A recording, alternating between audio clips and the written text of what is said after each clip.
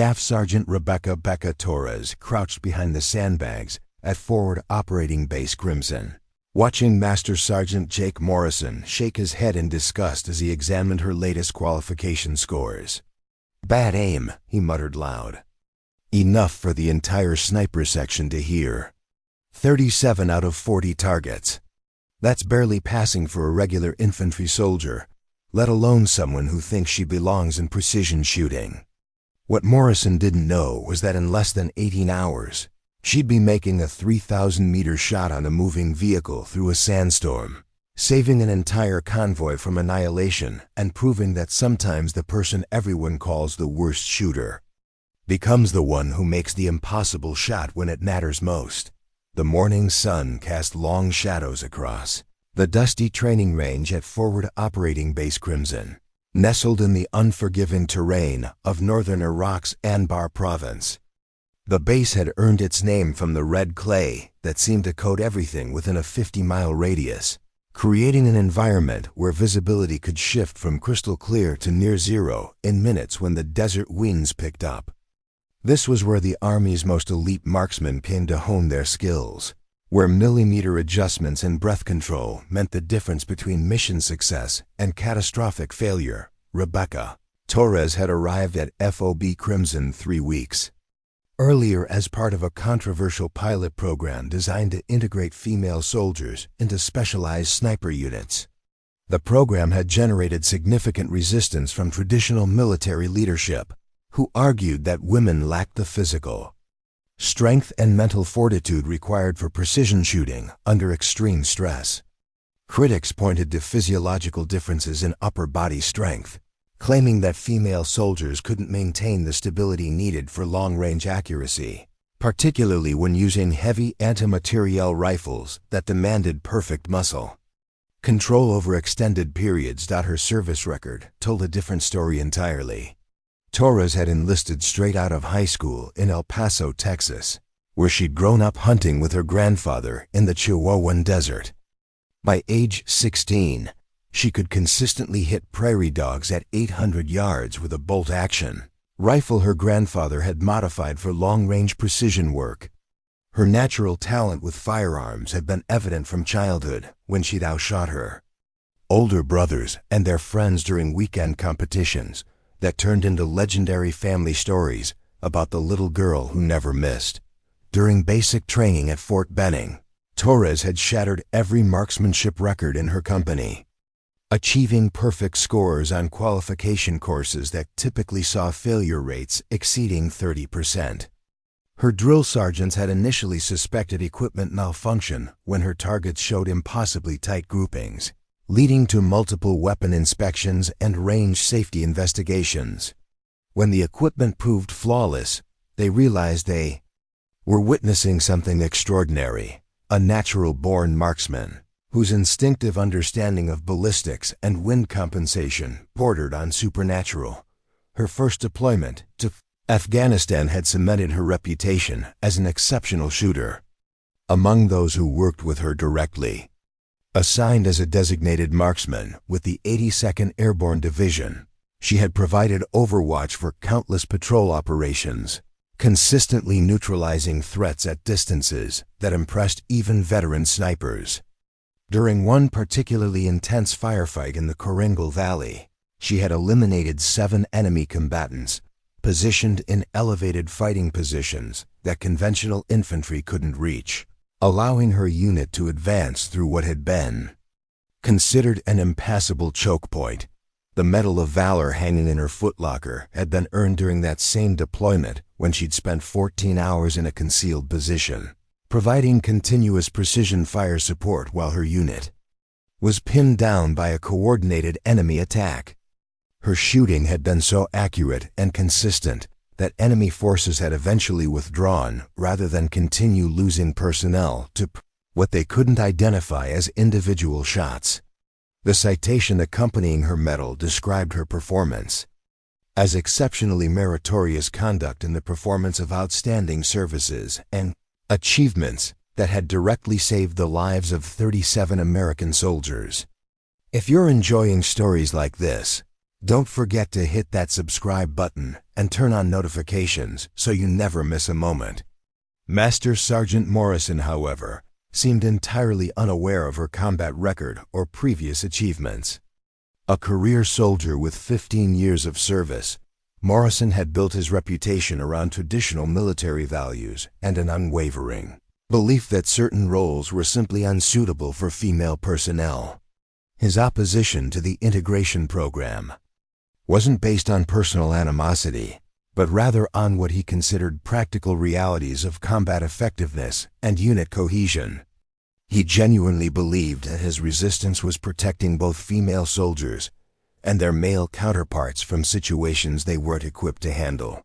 Morrison's own background included 2 combat deployments to Iraq and 1 to Afghanistan, where he'd served with distinction as a sniper team leader. His confirmed kill count exceeded 40 enemy combatants, and he'd received 2 Bronze Stars for valor during operations that had required exceptional courage under fire. His expertise was legitimate and hard-earned, making his dismissal of Torres particularly frustrating for her to endure. She couldn't simply dismiss his opinions as ignorance or prejudice, because his combat record demonstrated genuine competence in exactly the field where she was trying to prove herself, the sniper section at FOB. Crimson represented the Army's most elite marksmen, soldiers who had undergone months of specialized training and demonstrated exceptional performance under the most demanding conditions imaginable. Selection for the program required not only superior shooting ability, but also advanced skills in camouflage, fieldcraft, observation, and psychological resilience. Candidates underwent exhaustive testing that eliminated more than 80% of applicants, creating a brotherhood of warriors who took immense pride in their exclusivity and professional standards. Within this elite community, Torres found herself isolated by both her gender and Morrison's obvious skepticism about her abilities. The other snipers maintained professional courtesy, but she could sense their uncertainty about whether she belonged among them. Their hesitation wasn't necessarily malicious, but reflected genuine concerns about whether someone who hadn't proven herself in their specific context could be trusted with the life-and-death responsibilities that defined their profession. In sniper operations, teammate reliability wasn't just important, it was literally a matter of survival for everyone involved. The qualification scores that Morrison had criticized represented Torres's performance on the standard Army sniper course, a rigorous evaluation that tested accuracy under various conditions, including different ranges, weather conditions, and time pressures. Her score of 37 out of 40 targets would have been considered excellent for most military occupational specialties, but fell short of the near-perfect standards expected from precision shooters. Morrison used these scores as evidence that she lacked the consistency required for operational deployment, arguing that even small accuracy deficits could have catastrophic consequences during actual combat missions. What Morrison's evaluation didn't account for were the external factors that had affected Torres's performance during the qualification course. She'd been dealing with equipment that wasn't properly fitted to her physical dimensions, particularly a rifle stock that was too long for her arm reach and a scope that hadn't been adjusted for her eye relief. These seemingly minor mechanical issues could significantly impact shooting accuracy, but Torres hadn't wanted to request special accommodations that might be interpreted as weakness or inability to adapt to standard military equipment. Additionally, the psychological pressure of being the only female candidate in a program where her failure would likely be used to justify excluding other women had created stress levels that went far beyond normal evaluation anxiety. Every shot was being scrutinized not just for its individual accuracy, but as evidence for or against the broader question of whether women could perform effectively in precision shooting roles. This additional burden had affected her concentration and breathing rhythm, both critical factors in achieving the microscopic precision required for exceptional marksmanship. Performance. The morning's training session had followed the same pattern. that had characterized Torres's 3 weeks at Phobe Crimson. Morrison would assign shooting exercises designed to highlight her weaknesses while providing minimal constructive feedback that might help her improve. His approach seemed calculated to confirm his pre-existing assumptions rather than develop her potential as a precision shooter. Other candidates received detailed coaching on breathing techniques, trigger control, and environmental compensation, while Torres was left to figure out corrections through trial and error. The range itself presented unique challenges that went beyond standard marksmanship skills.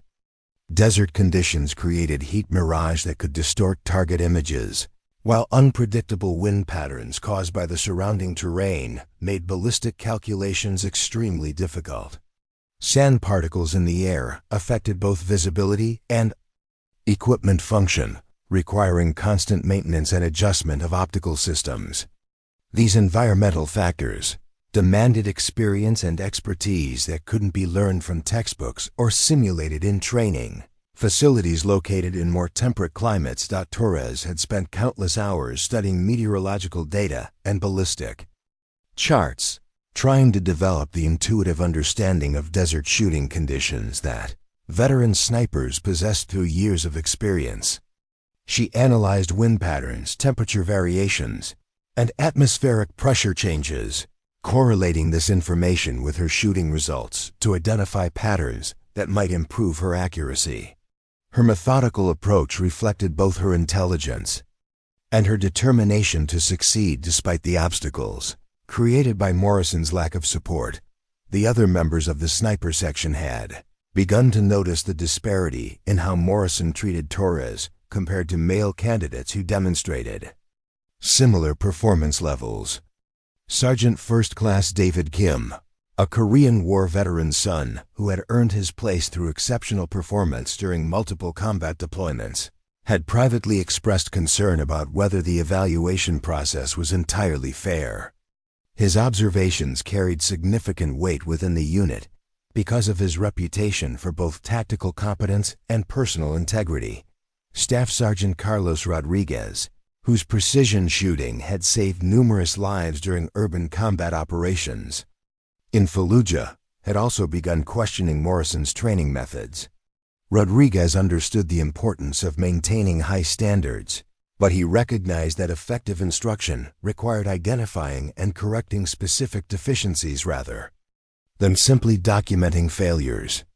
His experience with training junior soldiers had taught him that even exceptional natural talent required proper coaching to reach its full potential under military conditions.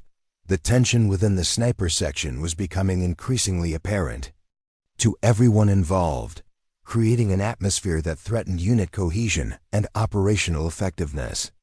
Morrison's treatment of Torres was generating resentment among soldiers who believed that fairness and professionalism should supersede personal opinions about military policy. The situation was approaching a point where intervention from higher command levels might become necessary to prevent damage to the program's objectives and the unit's mission capability. Torres herself maintained outward composure despite the frustration and isolation she experienced daily. Her military bearing remained impeccable, and she continued to approach each training exercise with the same intensity and attention to detail that had characterized her performance throughout her career. She understood that any display of emotion or complaint about treatment would likely be used as evidence that women couldn't handle the psychological pressures associated with elite military units. Her evening routine included hours of individual practice on a makeshift range she'd constructed behind her barracks, using targets placed at various distances to work on the specific deficiencies Morrison had identified in her performance. Without access to the sophisticated equipment and coaching available during official training sessions, she relied on fundamental marksmanship principles and her own analytical abilities to identify and correct technical problems with her shooting. Form and equipment handling. The isolation she experienced went beyond professional challenges to affect her personal relationships and psychological well-being. Being the only woman in a highly masculine environment created social dynamics that were difficult to navigate, particularly when her presence was clearly unwelcome to key leadership figures. She missed the camaraderie and mutual support that had characterized her previous military assignments, where her competence had been recognized and valued by colleagues who judged her based on performance rather than gender. Letters from home provided some emotional support, particularly messages from her grandfather, who continued to follow her military career with pride and encouragement. His faith in her abilities had never wavered, and his experiences as a World War II veteran gave him unique perspective on the challenges she faced in proving herself within a traditional military culture. His advice consistently emphasized patience, persistence, and maintaining focus on long-term objectives rather than temporary setbacks or interpersonal conflicts. The broader implications of Torres' success or failure extended far beyond her individual career to influence military policy. Regarding gender integration in specialized combat roles, her performance was being closely monitored by Pentagon officials, who would use the results to make decisions affecting thousands of female soldiers seeking opportunities in previously restricted military occupational specialties. The weight of this responsibility added another layer of pressure to an already challenging situation. As the sun set over FOB Crimson, casting the red clay landscape in deeper shades of crimson and gold, Torres cleaned her rifle with the meticulous attention to detail that had become her trademark.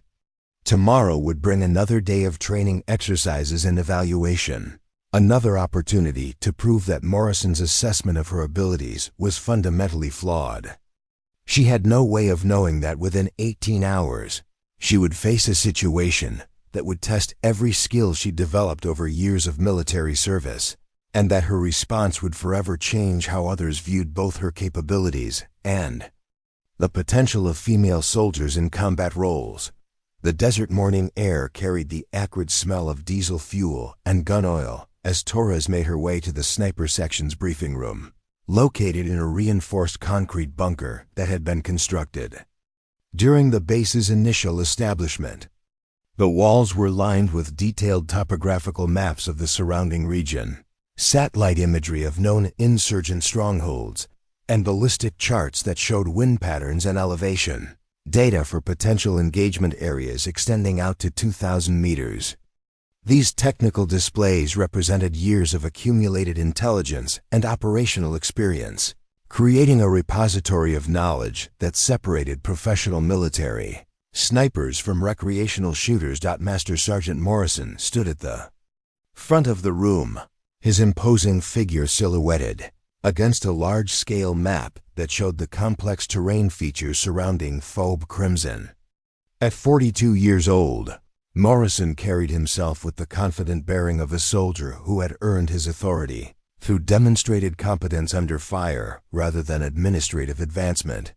His weathered face showed the effects of multiple combat deployments, including a distinctive scar along his left jawline that he'd received during a sniper engagement in the mountains of eastern Afghanistan, where he'd eliminated 3 enemy fighters while under direct fire.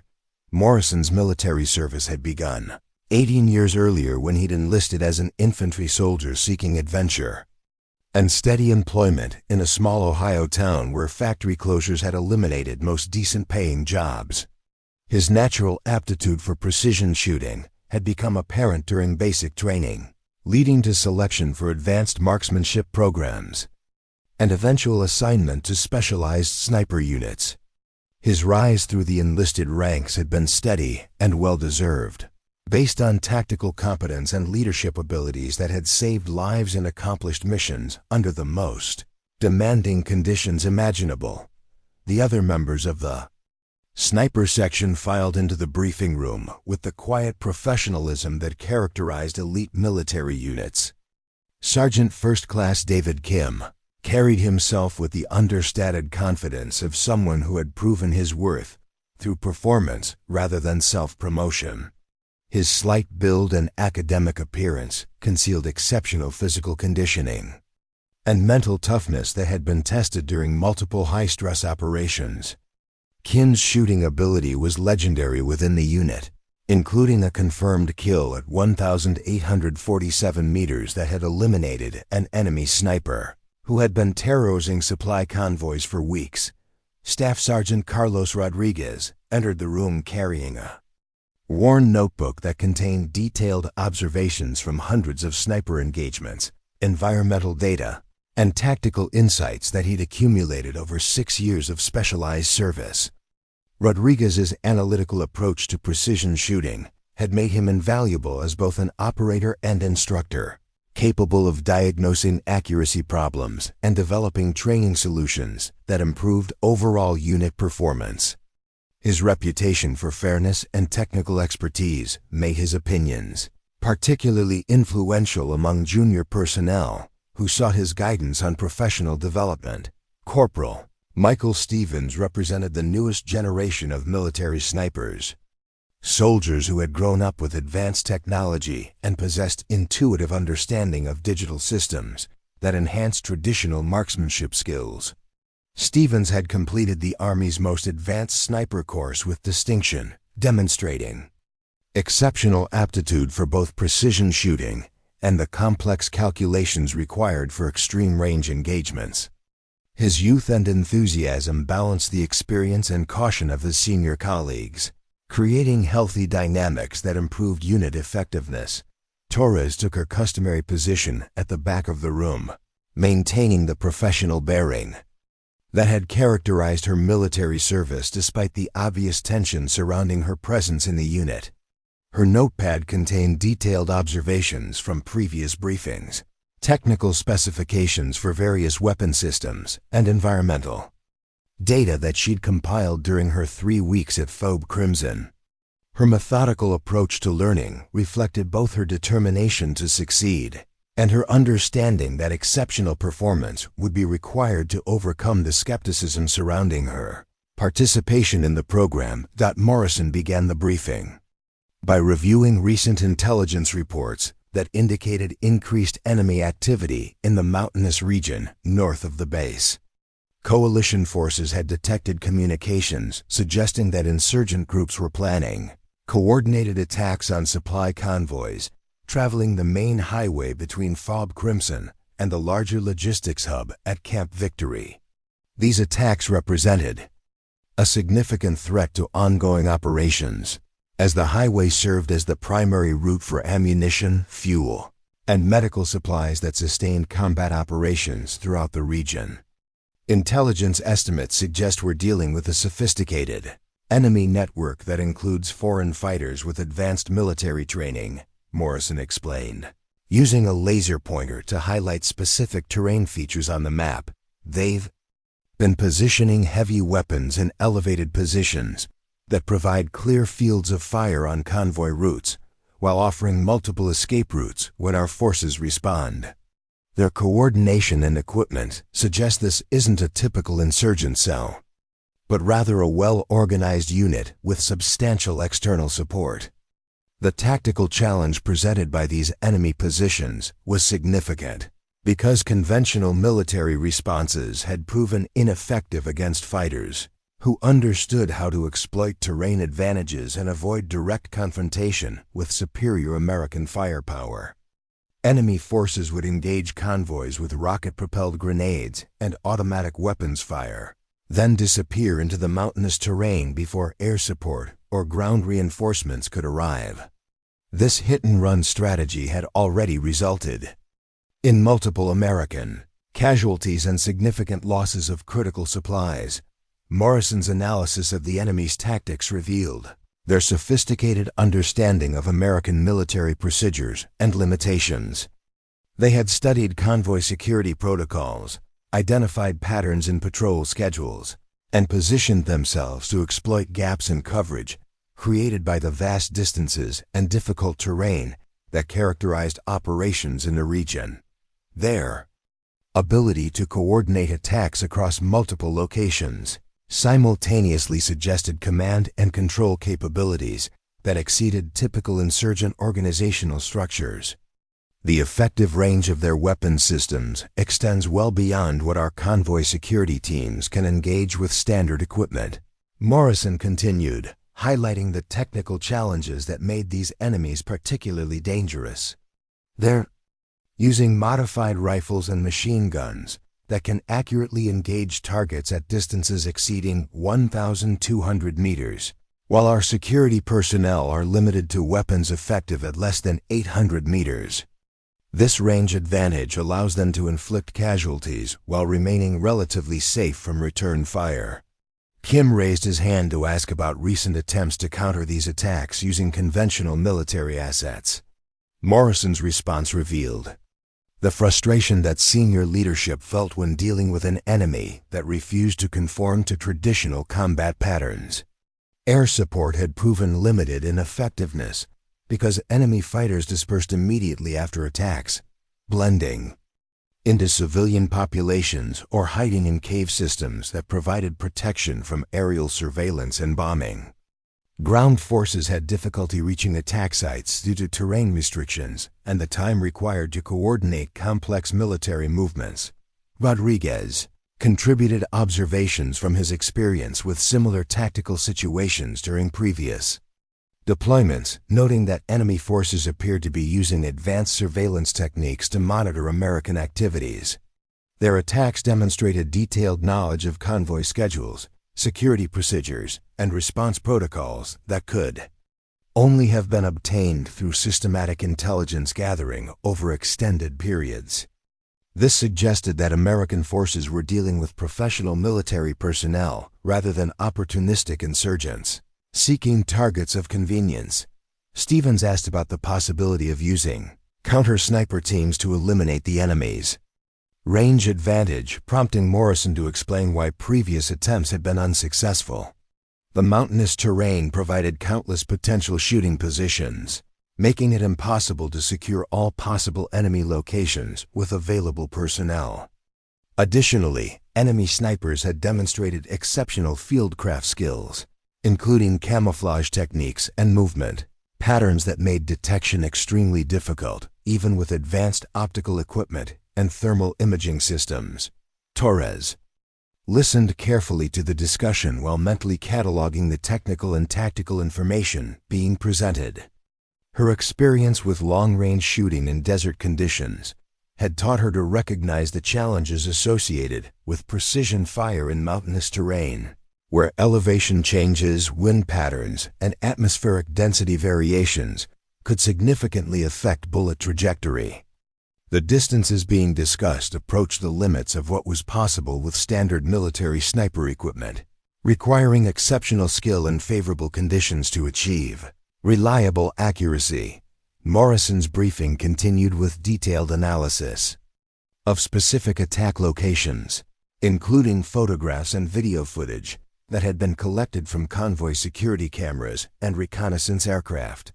The images revealed enemy shooting positions that had been carefully selected to maximize tactical advantages while minimizing exposure to counterattack. These positions typically offered excellent visibility of approach routes, solid backstops that prevented bullet travel beyond intended target areas, and multiple concealed exit routes that allowed rapid withdrawal after engagements. The sophistication of enemy tactical planning was evident in their use of coordinated attacks that overwhelmed convoy security through simultaneous engagement from multiple directions. These complex operations required precise timing, reliable communications, and individual marksmanship skills that suggested extensive training and combat experience. Morrison's assessment indicated that American forces were facing opponents whose capabilities approached those of conventional military units rather than irregular insurgent forces. Discussion turned to potential countermeasures that might reduce the effectiveness of enemy attacks without requiring massive increases in security personnel or equipment. Options included route changes that avoided known danger areas, but these alternatives significantly increased travel times and fuel consumption, while creating new vulnerabilities in previously secure areas. Enhanced convoy security measures were limited by vehicle capacity constraints and the reality that additional armor and weaponry reduced cargo space, needed for essential supplies. The briefing concluded with Morrison's announcement that the sniper section would be tasked with providing overwatch support for an important convoy scheduled to depart the following morning. The mission would involve positioning sniper teams at strategic locations along the route where they could observe potential enemy positions and engage targets that threaten convoy security. Success would require exceptional marksmanship skills, advanced fieldcraft, and the ability to operate independently in hostile territory for extended periods without support. As the other snipers filed out of the briefing room, Torres remained behind to study the maps and intelligence materials more carefully. Her analysis of the terrain features and enemy tactics suggested that conventional sniper positioning might not provide optimal coverage of the distances and angles involved in protecting the convoy route. The mountainous terrain created dead spaces and observation limitations that could be exploited by enemy forces familiar with local geography and capable of precision shooting at extreme ranges. The afternoon sun blazed mercilessly across the firing range as Morrison assembled the sniper section for what he called practical application exercises. The heat created visible waves rising from the desert floor, distorting targets and making accurate range estimation nearly impossible. Without advanced optical equipment, Morrison had deliberately scheduled this training session during the hottest part of the day, claiming that combat operations rarely occurred under ideal weather conditions and that professional snipers needed to perform effectively regardless of environmental challenges.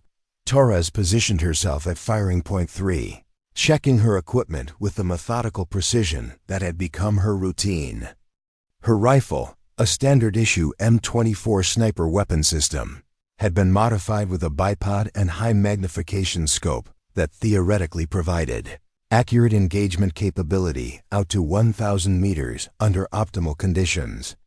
However, the weapon's effective range was significantly reduced by the desert heat and atmospheric disturbances that characterized afternoon operations at Phobe Crimson. Today we're going to test your ability to engage targets at varying distances under realistic field conditions, Morrison announced, his voice carrying the authority of someone accustomed to unquestioned obedience. The targets are positioned at ranges from 400 to 900 meters, with some placed in elevated positions that simulate enemy sniper nests. Each shooter will have 30 minutes to engage all assigned targets, with scoring based on accuracy and time to first shot. The exercise design clearly favored shooters with extensive experience in desert conditions and familiarity with the specific environmental factors that affected ballistic performance at Phobe Crimson. Morrison had positioned the targets to exploit known wind patterns and heat effects that created predictable challenges for precision shooting. Veterans like Kim and Rodriguez possessed intuitive understanding of these conditions developed through months of similar training, while newer personnel like Torres had to rely on theoretical knowledge and limited practical experience.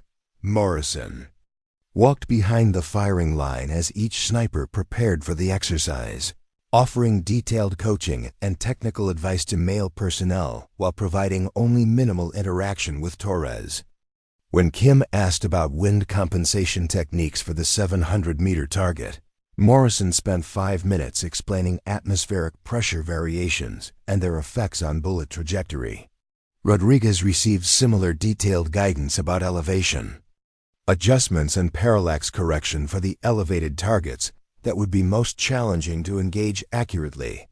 Torres raised her hand to request clarification about the target engagement sequence, hoping to receive the same level of detailed instruction that Morrison provided to her male colleagues. Morrison's response was curt and dismissive, suggesting that she should have paid closer attention during the initial briefing if she needed additional explanation. His tone implied that her question indicated fundamental deficiencies in understanding, rather than legitimate requests for tactical guidance that would improve her performance. Sniper operations require independent thinking and problem-solving abilities, Morrison stated loud enough for the entire section to hear. Soldiers who can't figure out basic engagement procedures probably shouldn't be handling precision weapon systems in combat situations where lives depend on their competence. Sometimes you have to work with what you've got rather than expecting. Constant hand-holding. The obvious disparity in Morrison's treatment created uncomfortable tension among the other snipers, who recognized the unfairness of providing detailed coaching to some personnel while denying similar assistance to others. Kim and Rodriguez exchanged glances that suggested their growing concern about Morrison's training methods, but neither felt comfortable directly challenging their senior non-commissioned officer in front of junior personnel. Military hierarchy demanded respect for authority, even when that authority appeared to be exercised unfairly. Stevens, the youngest member of the section, had begun documenting Morrison's behavior in a personal journal that he maintained to track training observations and professional development notes. His entries revealed increasing unease about the ethical implications of differential treatment, based on gender rather than individual performance or potential. Stevens understood that effective military units required trust and mutual support among all members, and Morrison's approach threatened to undermine these essential foundations. The shooting exercise began with Kim demonstrating the exceptional marksmanship skills that had made him legendary within the sniper community. His shots were precise and consistent, with bullet impacts clustered tightly around the center of each target, despite the challenging environmental conditions. His breathing rhythm and trigger control showed the unconscious competence that characterized truly elite shooters, soldiers who had transcended technical proficiency to achieve intuitive mastery of their weapon systems. Rodriguez followed with similarly impressive performance, his analytical approach evident in the methodical way he adjusted for each target's specific challenges before firing. His shots reflected deep understanding of ballistic principles and environmental compensation, with adjustments that accounted for factors that less experienced shooters might not even recognize. His consistent accuracy demonstrated why Morrison valued his opinions and sought his input on training program development.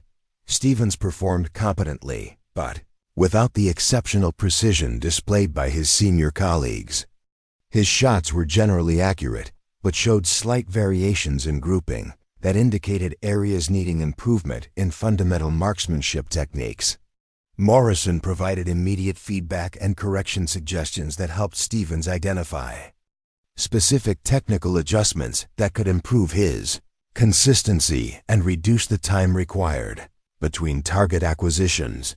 Torres approached the firing line knowing that her performance would be scrutinized more critically than that of her male colleagues, with any deficiencies highlighted as evidence supporting Morrison's skepticism about female snipers.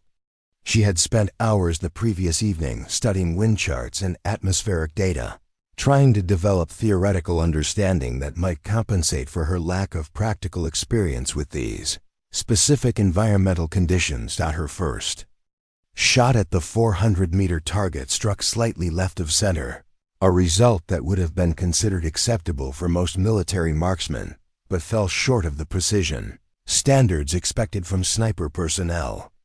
Morrison immediately noted the miss in his evaluation notebook, making comments loud enough for other personnel to hear about the importance of fundamental accuracy before attempting more challenging shots at greater distances.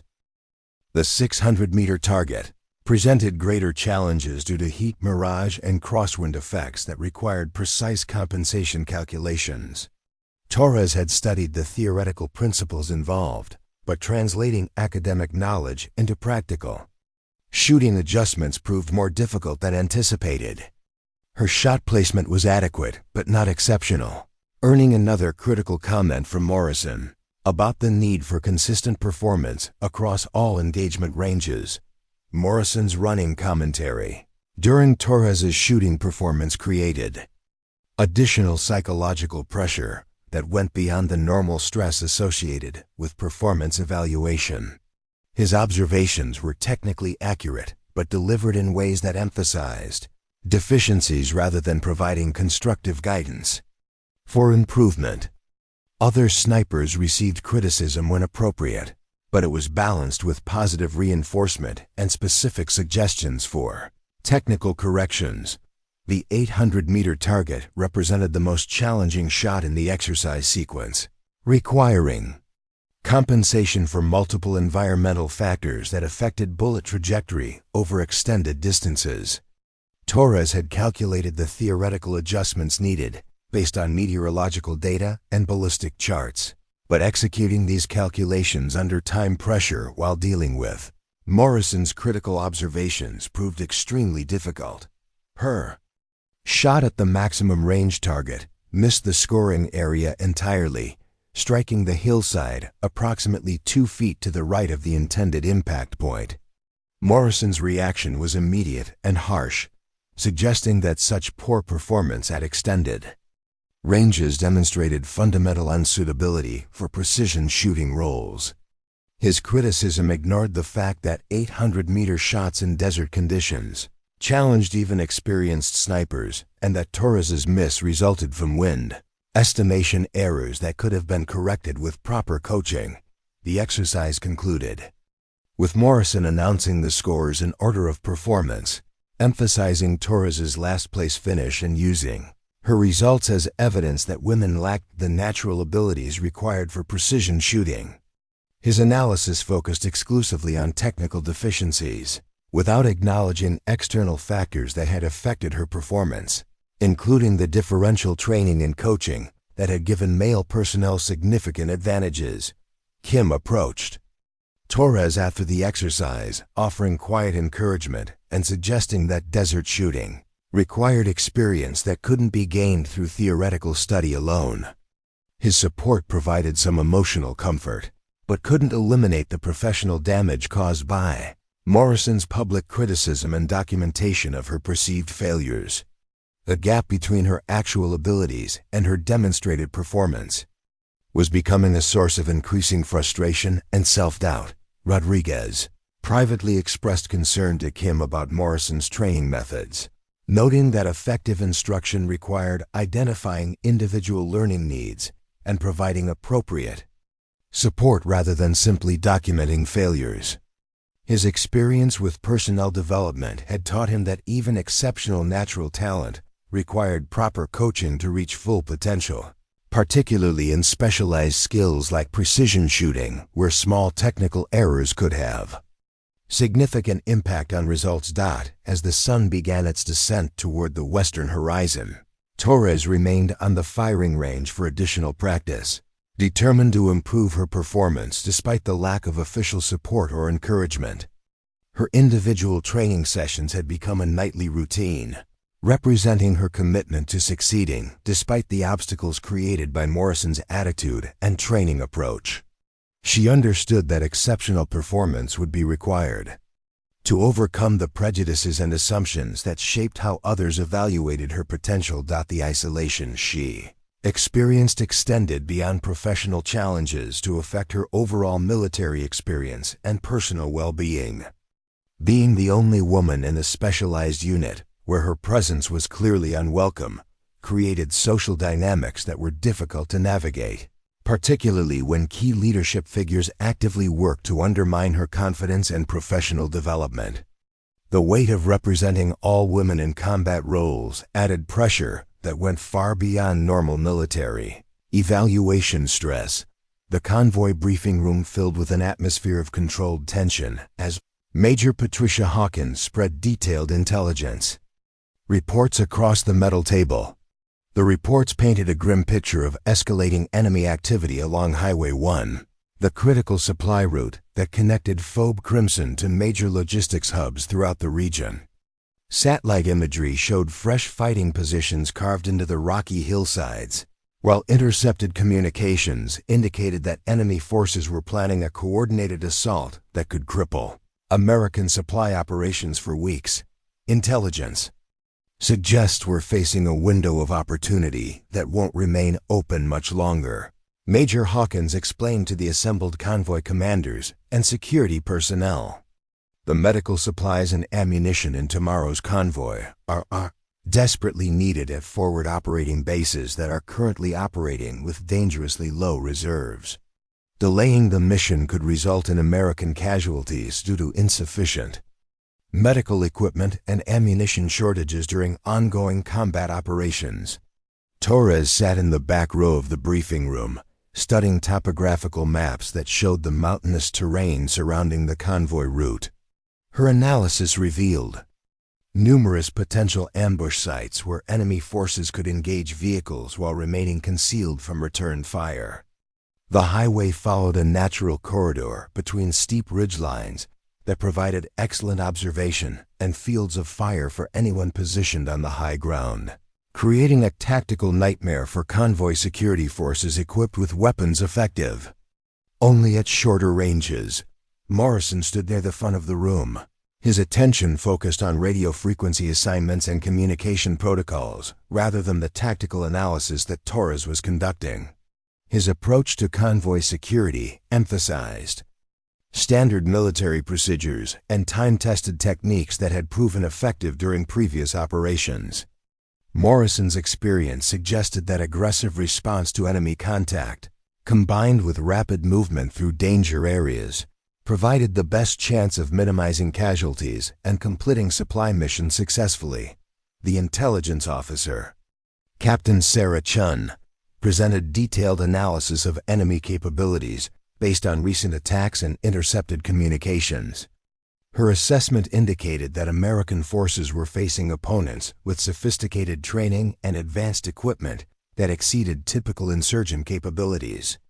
Enemy snipers had demonstrated accuracy at ranges exceeding 1,400 meters, while their coordination and tactical discipline suggested military training that rivaled conventional forces. We've identified at least 12 potential ambush sites along the planned route, Captain Chun explained, using laser pointer to highlight specific terrain features on the projected map. Each location provides excellent concealment and multiple escape routes while offering clear fields of fire on the highway. Enemy forces have shown preference for coordinated attacks that engage convoys from multiple directions simultaneously, overwhelming security teams through concentration of firepower. Torres raised her hand to suggest alternative route planning that might avoid some of the most dangerous terrain features identified in the intelligence analysis. Her proposal involved using secondary roads that followed different topographical patterns, potentially reducing exposure to enemy observation posts, while accepting longer travel times and increased fuel consumption. The alternative route would add approximately 3 hours to the convoy's schedule, but could significantly reduce the risk of enemy contact. Morrison's response was immediate and dismissive, delivered in a tone that suggested Torres's suggestion demonstrated fundamental misunderstanding of convoy operations and tactical priorities. Supply missions operate on strict schedules that are coordinated with operations throughout the region, he explained condescendingly. Changing routes requires approval processes that take days or weeks to complete, and alternative roads haven't been cleared of improvised explosive devices or surveyed for weight restrictions that our vehicles require. Major Hawkins considered Torres's suggestion more carefully, acknowledging that route alternatives deserved evaluation even when they presented logistical challenges. However, her analysis concluded that the secondary roads Torres had identified lacked adequate maintenance and security preparation necessary for heavy convoy operations. Previous reconnaissance had revealed bridge weight limitations and road surface conditions that could immobilize heavily loaded vehicles, potentially creating even more dangerous situations than the primary highway. The discussion revealed fundamental differences in tactical philosophy between Morrison's emphasis on aggressive movement through danger areas and Torres's preference for risk mitigation through careful route planning and terrain analysis. Morrison's approach reflected traditional military doctrine that emphasized speed and firepower to overcome enemy resistance, while Torres's suggestions demonstrated more nuanced understanding of how terrain features could be exploited to reduce vulnerability to enemy engagement. Captain Chun continued her briefing with analysis of enemy communication patterns that suggested coordinated planning between multiple insurgent cells operating in the region. Intercepted radio traffic indicated that enemy forces possessed detailed knowledge of American convoy procedures, including typical escort formations, vehicle capabilities, and response protocols. This intelligence suggested that previous attacks had been carefully observed and analyzed to develop tactics specifically designed to exploit weaknesses in convoy security procedures. The timing of the planned convoy coincided with intelligence reports suggesting that enemy forces were preparing their most ambitious attack to date, potentially involving coordinated engagement from 6 different positions along a 15-kilometer stretch of highway. Enemy communications had referenced the Great Strike and mentioned weapons systems that hadn't been employed in previous attacks, suggesting escalation in both scale and sophistication of their operational capabilities. Morrison announced the security arrangements for the convoy, assigning sniper teams to provide overwatch from predetermined positions along the route. His plan called for positioning marksmen at 3 locations where they could observe potential ambush sites and engage enemy forces that threaten convoy vehicles. The sniper positions were selected based on conventional military doctrine that emphasized fields of fire and communication connectivity rather than the extreme range capabilities that might be needed to counter enemy snipers operating from distant mountain positions. Torres studied the proposed sniper positions and identified significant gaps in coverage that could be exploited by enemy forces familiar with the terrain. Her analysis suggested that conventional positioning would be ineffective against enemies operating from the longer ranges that recent intelligence indicated they were capable of achieving. She calculated that American snipers would need to engage targets at distances approaching 2,000 meters to effectively counter the threat, ranges that challenged the limits of standard military equipment and required exceptional shooting skills. Torres attempted to present her tactical analysis.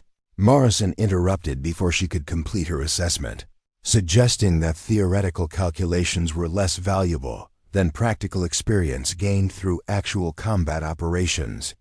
His dismissal ignored the mathematical precision required for long-range shooting and the importance of ballistic analysis in developing effective engagement procedures for extreme distances. Real combat isn't about perfect calculations and ideal shooting conditions, Morrison stated firmly. It's about adapting to whatever situation develops and using proven techniques that have worked in previous operations. Soldiers who spend too much time thinking instead of acting usually get themselves and their teammates killed when bullets start flying. The other snipers remained silent during this exchange, although Kim and Rodriguez appeared uncomfortable with Morrison's public dismissal of tactical input that demonstrated legitimate expertise. Their professional experience had taught them that effective military operations required consideration of all available information and perspectives, particularly when dealing with enemies who had proven capable of sophisticated tactical planning and execution. Major Hawkins concluded the briefing by emphasizing the critical importance of the convoy mission and the expectation that all personnel would perform their duties with the professionalism and competence that characterized American military forces. Her words carried underlying acknowledgement that the mission involved significant risks and that success would require exceptional performance from everyone involved. As personnel filed out of the briefing room, Torres remained behind to conduct additional analysis of the intelligence materials and topographical data. Her mathematical calculations suggested that the enemy's demonstrated capabilities at extreme ranges could only be countered by American snipers positioned at locations that provided similar engagement distances. The conventional positions Morrison had selected would leave critical gaps in coverage that could prove catastrophic if enemy forces exploited them effectively. Kim approached Torres privately, expressing interest in her tactical analysis and suggesting that her mathematical approach to long-range shooting problems might provide valuable insights that had been overlooked in conventional planning processes. His willingness to consider alternative perspectives reflected the open-mindedness that separated truly professional soldiers from those who relied exclusively on established procedures. Regardless of changing circumstances, Rodriguez joined their quiet discussion, contributing observations from his extensive combat experience about the importance of adapting tactics to counter evolving enemy capabilities. His comments validated Torres's concerns about the adequacy of conventional sniper positioning against enemies who had demonstrated unprecedented range and accuracy in previous engagements. The conversation revealed growing recognition among experienced personnel that Morrison's rigid adherence to established procedures might be inadequate for countering the sophisticated threats they were facing. Torres's technical expertise and analytical approach offered potential solutions that deserved serious consideration. Despite Morrison's obvious reluctance to acknowledge her contributions to tactical planning processes. As evening approached and the briefing room emptied, Torres continued her analysis of ballistic charts and meteorological data, developing contingency plans that might prove necessary if the convoy mission encountered the level of enemy resistance that intelligence reports suggested was likely. Her preparation reflected both her professional competence and her understanding that tomorrow's operation would test every skill she had developed throughout her military career. The pre-dawn darkness enveloped aphobe crimson as Torres made her final equipment checks, her movements precise and methodical despite running on only 3 hours of sleep.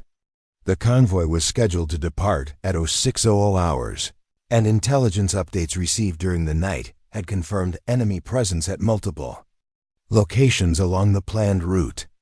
Radio intercepts suggested that insurgent forces were positioning heavy weapons and preparing coordinated attacks that could begin as early as 0800 hours, when the convoy would be most vulnerable in the narrow mountain passes. Morrison gathered the sniper teams near the motor pool, where armored vehicles idled in formation while drivers conducted pre-combat inspections of engines, weapon systems, and communication equipment. The morning air carried the familiar scent of diesel exhaust and gun oil that characterized military operations, while the distant sound of helicopter rotors indicated that air support assets were already conducting reconnaissance flights over the planned convoy route. "Listen up," Morrison announced, his voice cutting through the ambient noise of vehicle preparation and radio chatter. "Intelligence confirms that we're facing a significant threat level today. Enemy forces have been monitored moving into positions along Highway 1, and their communications suggest they're planning something bigger than their previous attacks. Everyone needs to be sharp and ready for immediate contact from the moment we leave the wire." Torres checked her rifle one final time, verifying that the scope mounts were secure and that her ammunition was properly seated in the magazine. Her equipment loadout included 120 rounds of match-grade ammunition, advanced ballistic calculator, range-finding equipment, and environmental monitoring instruments that would allow precise calculations for extreme distance shots. The mathematical precision required for effective long-range shooting demanded tools that went beyond standard military issue equipment. The convoy formation included 12 vehicles, carrying medical supplies, ammunition, and essential equipment needed by forward operating bases throughout the region. Each vehicle was heavily armored and equipped with crew-served weapons, but their mobility was limited by the mountainous terrain and narrow highway that provided few opportunities for evasive maneuvering. The tactical challenge involved protecting slow-moving targets through terrain that favored defenders. Positioned on commanding heights, Morrison assigned Torres to Overwatch Position Charlie, located on a ridgeline approximately 1,200 meters from the highway, where she would provide fire support during the convoy's transit through the most dangerous section of the route. The position offered excellent visibility of potential enemy locations, but Morrison's briefing emphasized that her primary responsibility was observation and communication rather than active engagement of targets beyond her. Demonstrated capabilities. Your job is to spot for the real snipers and call in accurate target information, Morrison explained dismissively. Don't try to be a hero and attempt shots that are beyond your skill level.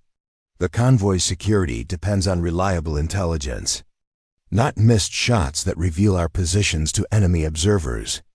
His instructions carried clear implications that he expected Torres to function as a spotter rather than a primary shooter. Despite her qualifications and training, Kim and Rodriguez were assigned to positions that Morrison considered more critical, locations where their proven marksmanship skills could effectively engage enemy forces at the longer ranges that intelligence suggested would be necessary. Their positions provided overlapping fields of fire that covered approaches to the highway while maintaining communication links with convoy commanders and supporting aircraft. Morrison's confidence in their abilities was evident in the detailed tactical instructions he provided and the advanced equipment they received. As the convoy departed Phobe Crimson, Torres moved toward her assigned position, using a route that provided concealment from potential enemy observation posts while allowing rapid movement across difficult terrain. Her navigation skills had been honed through years of training and combat experience, enabling her to move efficiently through unfamiliar ground while maintaining situational awareness of changing tactical conditions. The weight of her equipment was significant, but her physical conditioning was excellent after months of intensive training. The ascent to Overwatch Position Charlie required climbing approximately 400 meters of elevation gain across rocky terrain. That challenged even experienced mountain infantry soldiers. Torres's movement was deliberate and carefully planned to avoid creating noise or visual signatures that might be detected by enemy surveillance systems. Her approach to the position demonstrated fieldcraft skills that exceeded those of many soldiers with more conventional military specialties. Upon reaching her assigned location, Torres immediately began systematic observation of the terrain features, where enemy forces were most likely to position themselves, based on the intelligence analysis she had studied.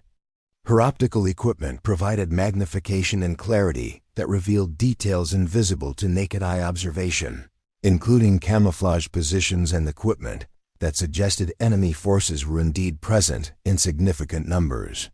The scope of enemy preparation exceeded even the most pessimistic intelligence estimates. Radio communications from the convoy indicated that the lead vehicles had entered the danger area where previous attacks had occurred, with drivers reporting increased tension and heightened alert status among security personnel. The narrow highway provided no alternatives for rapid movement or evasive maneuvering, forcing the convoy to maintain predictable speeds and formations that enemy forces had clearly studied and prepared to exploit through coordinated fire. Torres's observation revealed enemy movement on ridgelines approximately 2,400 meters from the highway, distances that exceeded the effective range of conventional convoy security weapons by significant margins. The enemy positions were expertly camouflaged and positioned to provide clear fields of fire while remaining concealed from ground-level observation. Their tactical discipline and coordination suggested military training that rivaled conventional forces rather than typical insurgent capabilities.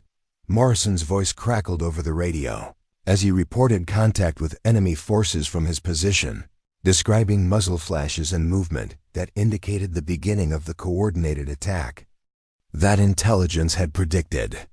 His transmission was professional and controlled, but Torres could detect underlying tension that suggested the situation was developing more rapidly and aggressively than anticipated.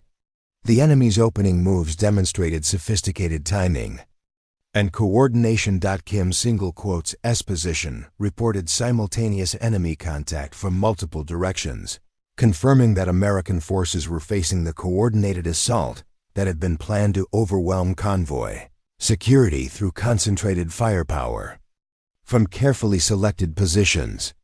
His accurate shooting was already having effect on enemy forces, but the volume and coordination of incoming fire suggested that American snipers were significantly outnumbered by opponents who possessed comparable equipment and training. If you're enjoying stories like this, don't forget to hit that subscribe button and turn on notifications so you never miss a moment. The convoy commander's radio transmissions revealed growing concern about the intensity of enemy fire and the accuracy of shots that were finding gaps in vehicle armor and targeting specific vulnerabilities that suggested detailed intelligence about American equipment capabilities. Several vehicles had already sustained damage, while wounded personnel were beginning to strain medical resources that had been allocated for the mission. Torres identified enemy sniper positions that were engaging the convoy from ranges exceeding 2,000 meters, distances that placed them beyond the effective reach of Kim and Rodriguez, despite their exceptional marksmanship skills. Her ballistic calculations indicated that counter-sniper fire would require shots approaching 2,400 meters, under challenging environmental conditions that included crosswinds, temperature variations, and atmospheric disturbances created by the mountainous terrain. Morrison's radio transmissions became increasingly urgent as enemy fire intensified and American forces found themselves unable to effectively suppress opponents positioned at extreme ranges. His tactical experience and proven combat skills were being challenged by an enemy that had studied American procedures and developed countermeasures specifically designed to exploit weaknesses in conventional military responses to ambush situations.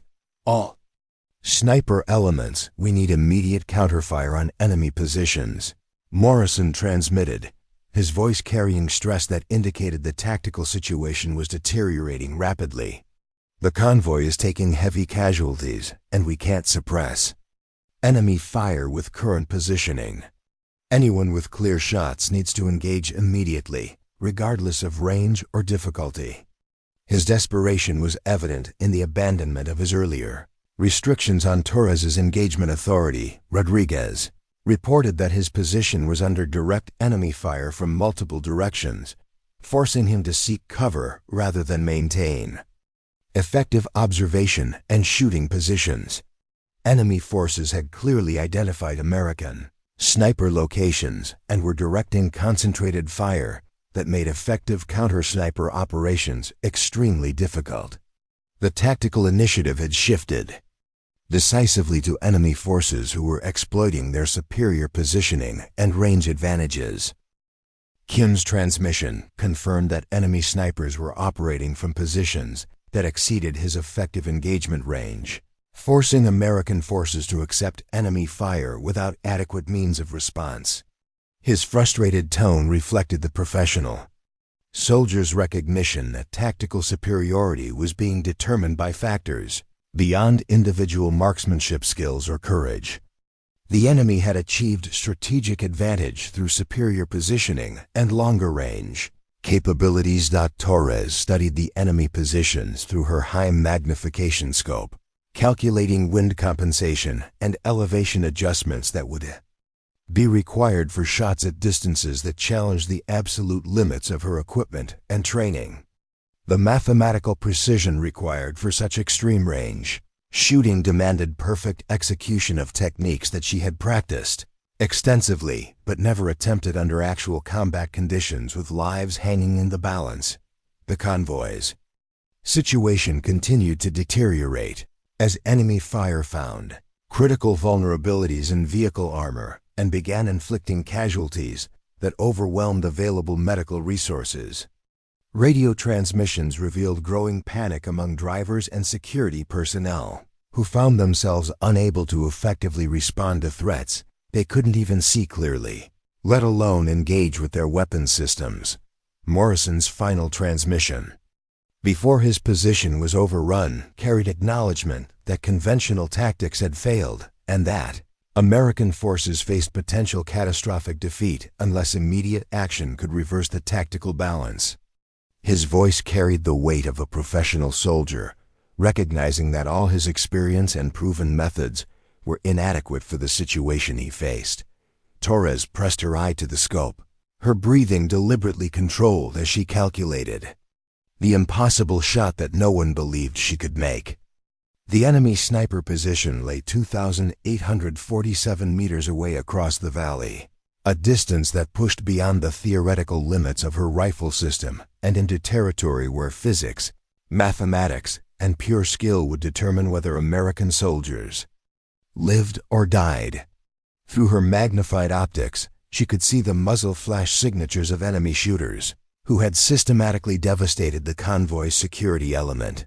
While remaining invulnerable to return fire, the radio crackled with Morrison's desperate transmission from his compromised position. Any element with capability to engage targets at grid reference 41 SMB 23847653992. We have critical casualties and cannot suppress enemy fire.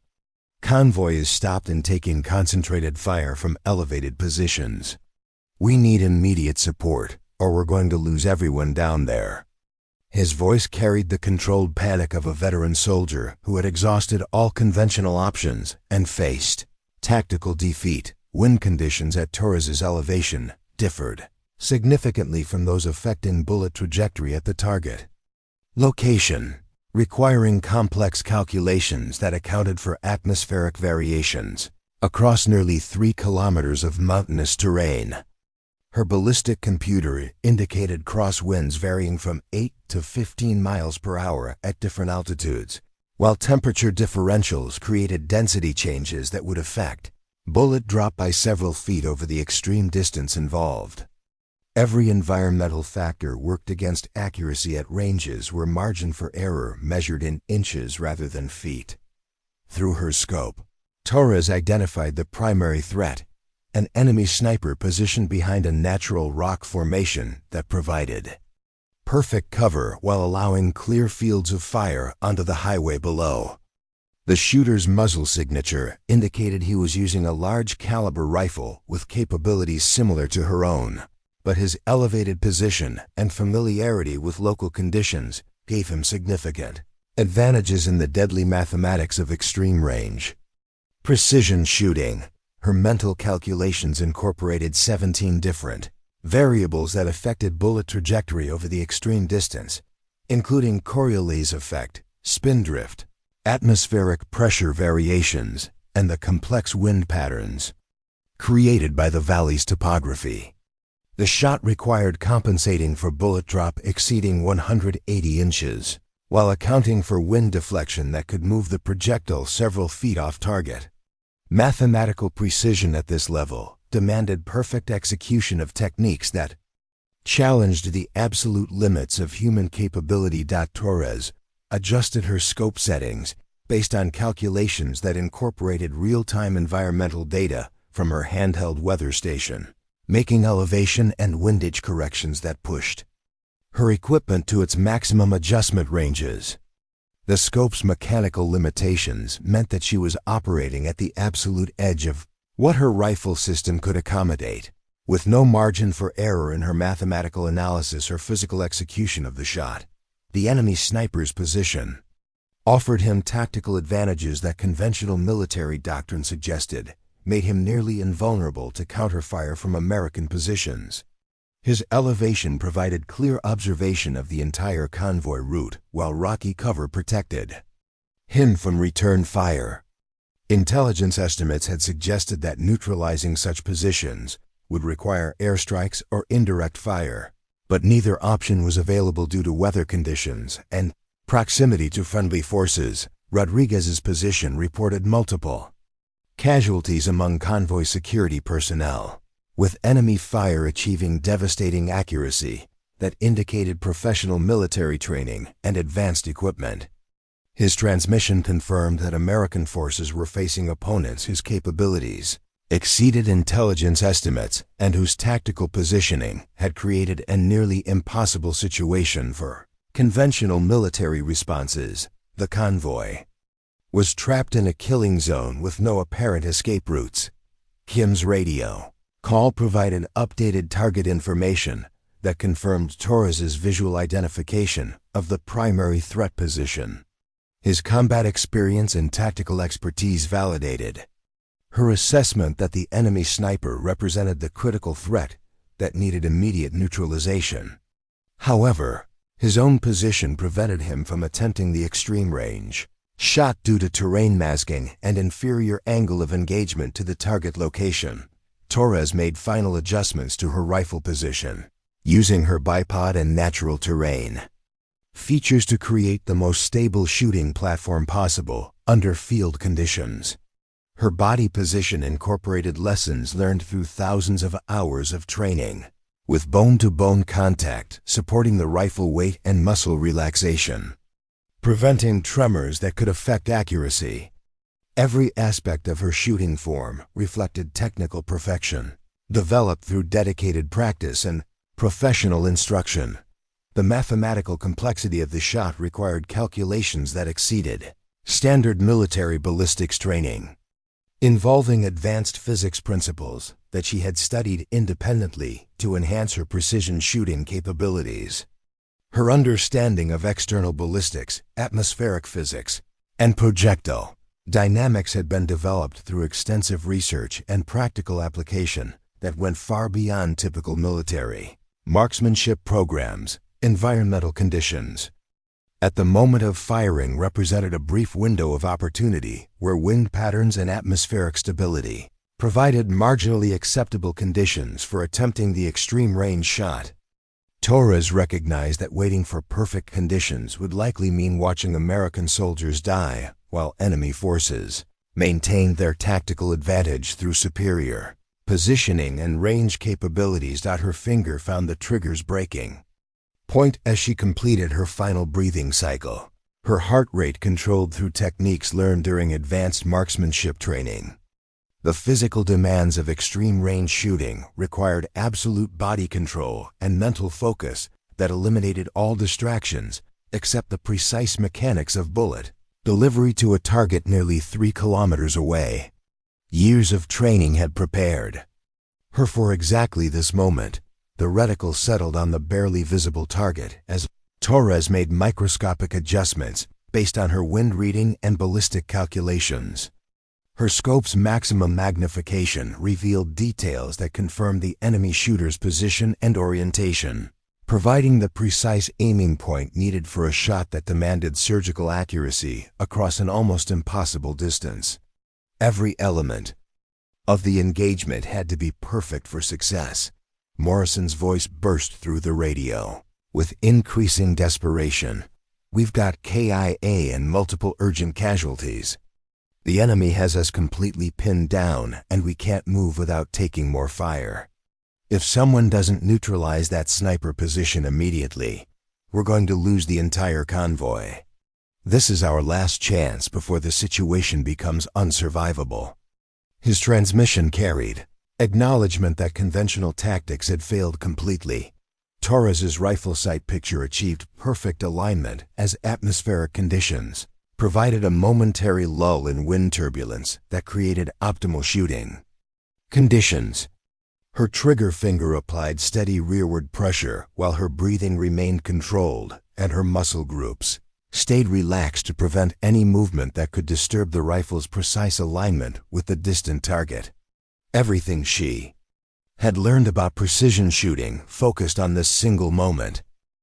The mathematical precision required for success demanded that every calculation be absolutely correct while environmental conditions remained within acceptable parameters for extreme range accuracy.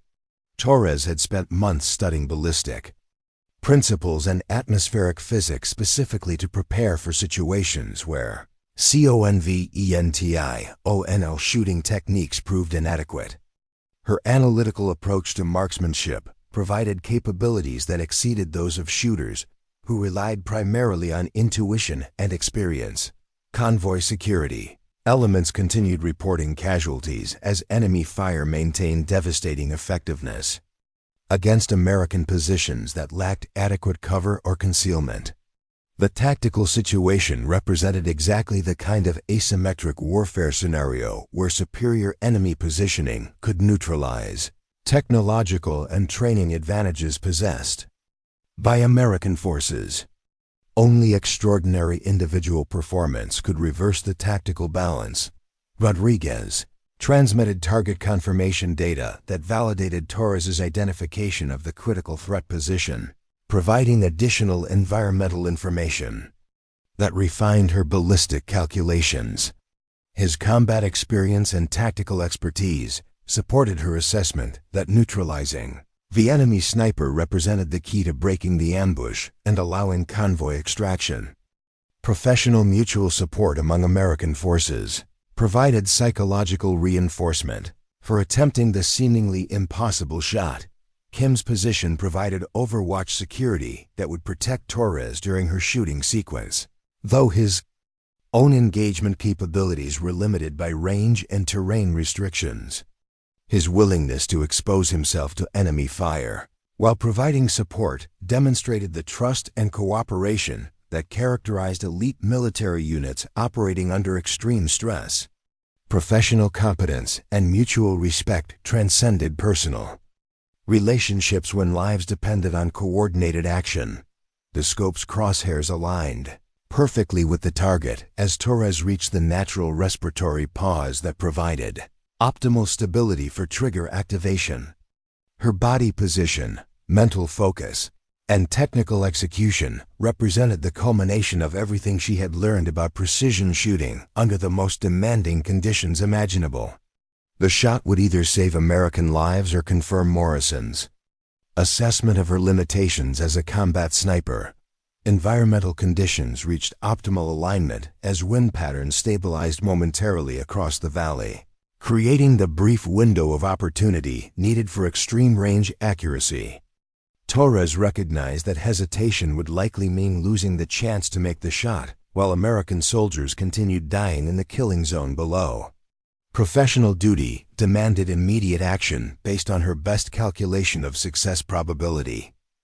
Her trigger finger completed its rearward travel as the rifle fired, sending a 175-grain match bullet on a trajectory that would cover nearly 3 kilometers in approximately 4 seconds of flight time.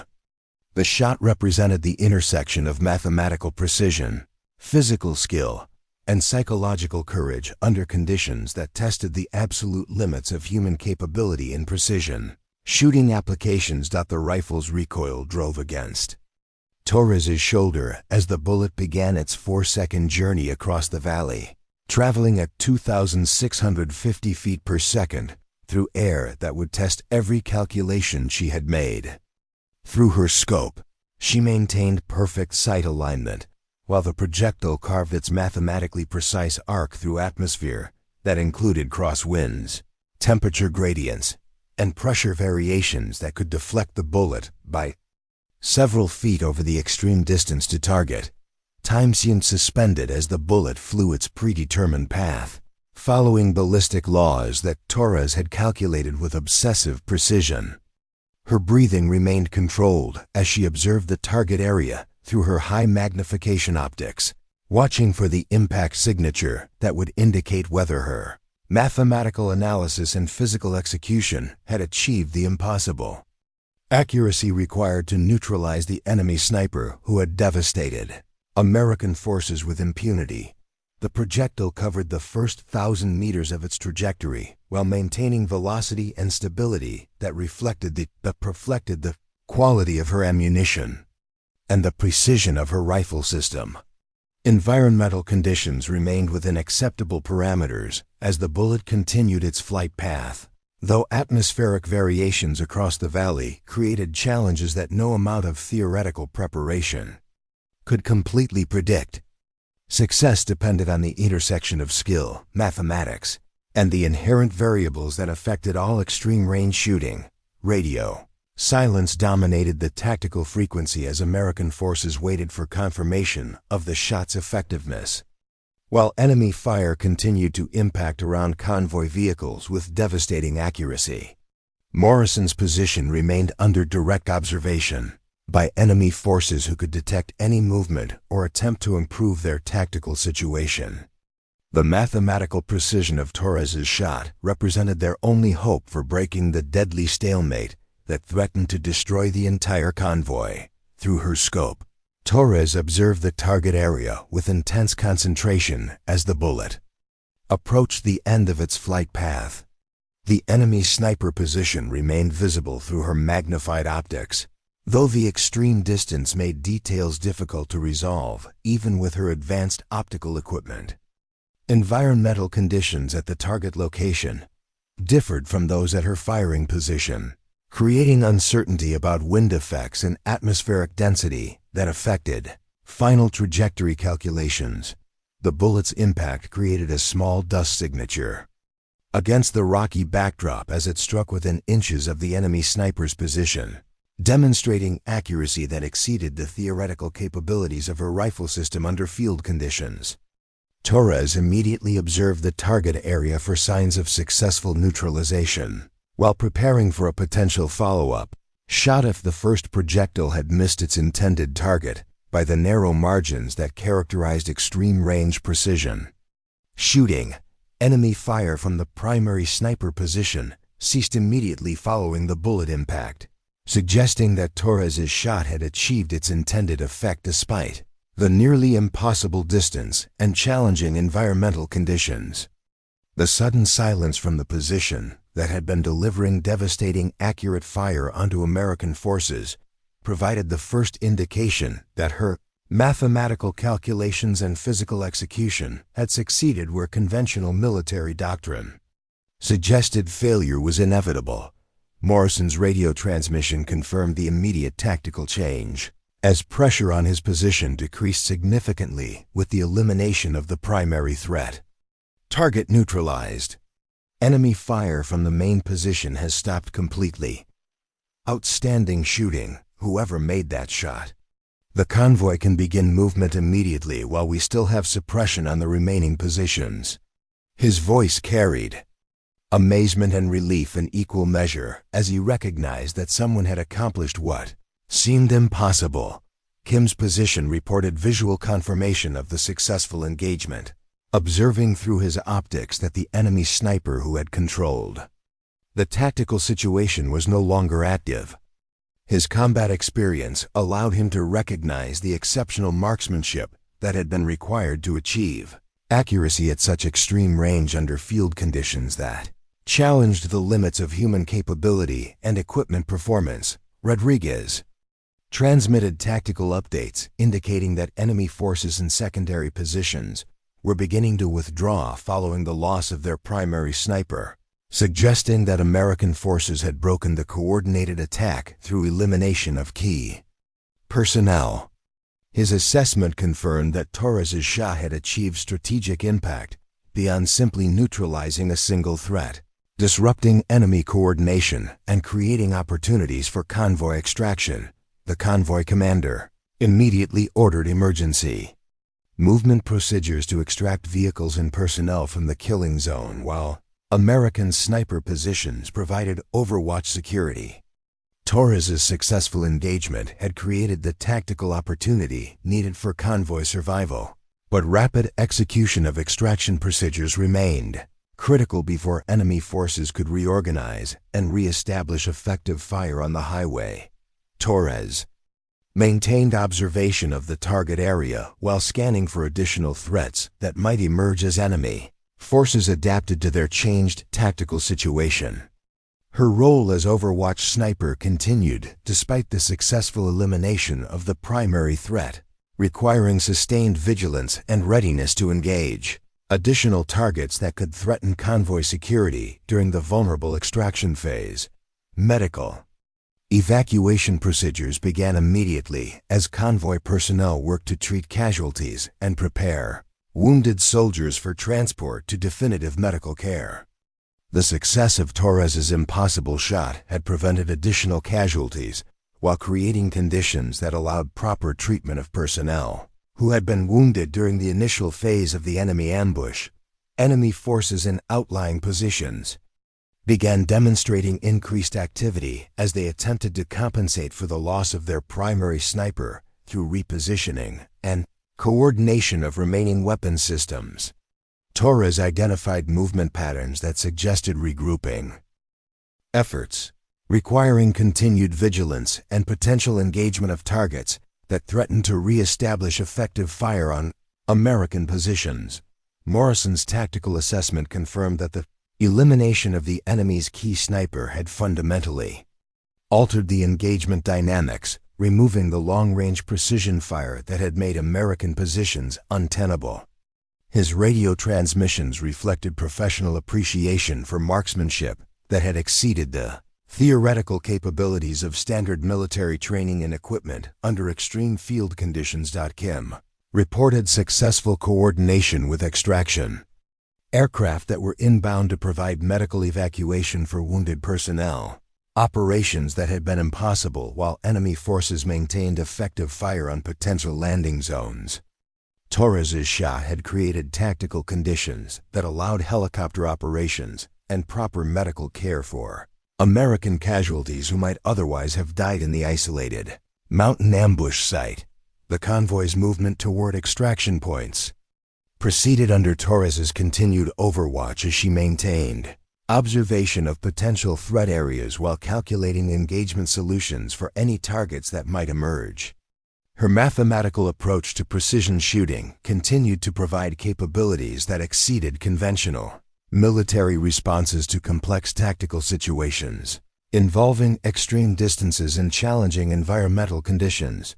Rodriguez coordinated with supporting aircraft to provide updated intelligence on enemy force dispositions and movement patterns that could affect convoy security during extraction operations.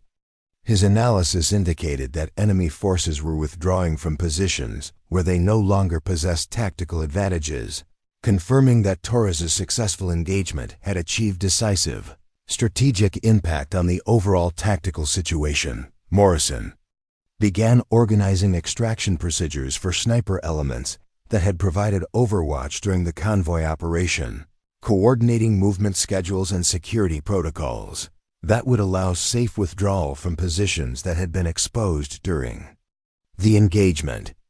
His planning reflected recognition that Torres's position had been critical to mission success and deserved priority protection during extraction operations.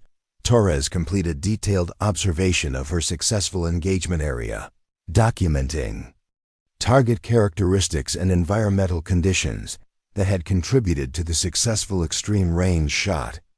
Her analytical approach to marksmanship included systematic collection of data that could improve future performance and provide insights for training programs designed to develop similar capabilities in other precision shooters. Enemy withdrawal patterns confirmed that American forces had achieved tactical victory through individual marksmanship, excellence that had overcome superior enemy positioning and numerical advantages. Torres's impossible shot had demonstrated that mathematical precision and technical competence could succeed where conventional military doctrine predicted failure, providing lessons that would influence training and tactical development programs. Successful completion of her mission represented validation of analytical approaches to precision shooting that emphasized mathematical calculation and technical precision over intuitive methods that relied primarily on experience and natural ability. Torres's performance had proven that systematic study of ballistic principles and environmental factors could enable extraordinary achievement under the most demanding combat conditions. Radio communications confirmed successful extraction of all American personnel without additional casualties, operations that had been enabled by Torres's elimination of the primary threat that had controlled the tactical situation. Her single shot had saved multiple American lives while demonstrating capabilities that exceeded official assessments of her potential as a precision shooter in elite military units. As extraction aircraft departed the area with wounded personnel receiving proper medical care, Torres began her own movement toward designated pickup points where she would rejoin American forces for debriefing and mission analysis. Her successful engagement had fundamentally changed perceptions of her capabilities, while providing tactical lessons that would influence future operations. involving extreme-range precision shooting under challenging field conditions. The debriefing room at Phobe Crimson buzzed with unprecedented activity as senior officers from division headquarters assembled to investigate the convoy operation that had concluded with one of the longest confirmed sniper kills in military history. Colonel James Mitchell, the base commander, had summoned ballistics experts and intelligence analysts to verify the technical details of Torres's shot, while combat camera footage and radio intercepts were being analyzed to create a comprehensive record of the engagement that had saved an entire convoy from annihilation. Torres sat at the metal table facing a panel of officers, whose expressions ranged from amazement to disbelief as they reviewed the mathematical calculations and environmental data that had made her impossible shot successful. The measured distance of 2,847 meters had been confirmed through GPS coordinates and laser range-finding equipment, establishing a new record for precision shooting under combat conditions that exceeded previous achievements by nearly 400 meters. Morrison entered the room with his arm in a sling from shrapnel wounds sustained during the enemy ambush, his earlier arrogance replaced by the humbled demeanor of someone whose fundamental assumptions had been proven catastrophically wrong. His tactical leadership had failed completely, while the soldier he had dismissed as incompetent had accomplished what military doctrine considered impossible, saving lives through individual excellence that transcended conventional limitations. Sergeant Torres, Colonel Mitchell began, consulting detailed ballistic analysis reports that had been prepared by experts who had studied every aspect of her record-breaking engagement. Our technical evaluation confirms that your shot incorporated 17 separate environmental variables while achieving accuracy that exceeded the theoretical capabilities of your rifle system. The mathematical precision required for success at that distance represents marksmanship that approaches the absolute limits of human capability. The intelligence officer, Major Patricia Hayes, presented analysis of intercepted enemy communications that revealed the psychological impact of Torres's shot on insurgent forces throughout the region. Enemy fighters had interpreted the impossible accuracy as evidence of new American technological capabilities, leading to tactical changes and reduced operational tempo that affected insurgent activities across multiple provinces. A single bullet had achieved strategic effects that conventional military operations had failed to accomplish. Ballistics experts from the Army Marksmanship Unit had calculated that Torres's shot required compensation for bullet drop exceeding 180 inches while accounting for wind deflection that could have moved the projectile several feet off target. Their analysis confirmed that the mathematical precision demanded perfect execution of techniques that challenged the absolute limits of both human skill and equipment performance under field conditions that included significant environmental variables. Kim and Rodriguez provided witness testimony that validated Torres's technical competence and professional performance under extreme stress, emphasizing that her analytical approach to precision shooting had enabled capabilities that exceeded those of shooters who relied primarily on intuition and experience. Their statements carried significant weight due to their own exceptional combat records and reputation for honest assessment of military performance. Major Hayes continued her briefing by explaining that enemy forces had attributed Torres's shot to advanced sniper systems that didn't actually exist, creating false intelligence that had influenced insurgent tactical planning and resource allocation. The psychological impact of demonstrating impossible accuracy had achieved effects beyond the immediate tactical situation, affecting enemy morale and operational confidence throughout the theater of operations. The convoy commander, Captain Robert Chun, testified that Torres's shot had directly saved the lives of at least 12 American soldiers who would have died without immediate tactical intervention. His medical evacuation had proceeded successfully because her elimination of the primary threat had created conditions that allowed helicopter operations, and proper treatment of wounded personnel who had been trapped in the killing zone. Morrison's testimony represented a complete reversal of his previous assessments, acknowledging that his prejudices had blinded him to Torres's exceptional capabilities and nearly resulted in preventable American casualties. His admission carried particular weight because of his reputation for professional competence and his obvious reluctance to acknowledge fundamental errors in judgment that had affected soldier safety and mission effectiveness. "I was wrong about Sergeant Torres's capabilities," Morrison stated formally, his voice carrying the weight of professional humility that came from recognizing catastrophic errors in leadership judgment. Her mathematical approach to precision shooting enabled performance that exceeded my understanding of what was possible. My failure to recognize her expertise nearly cost American lives, and I accept full responsibility for leadership failures that created unnecessary tactical disadvantages. Colonel Mitchell announced that Torres was being recommended for the Distinguished Service Cross, the nation's second highest award for valor, while also receiving promotion to Staff Sergeant and assignment to the Army's premier sniper training facility.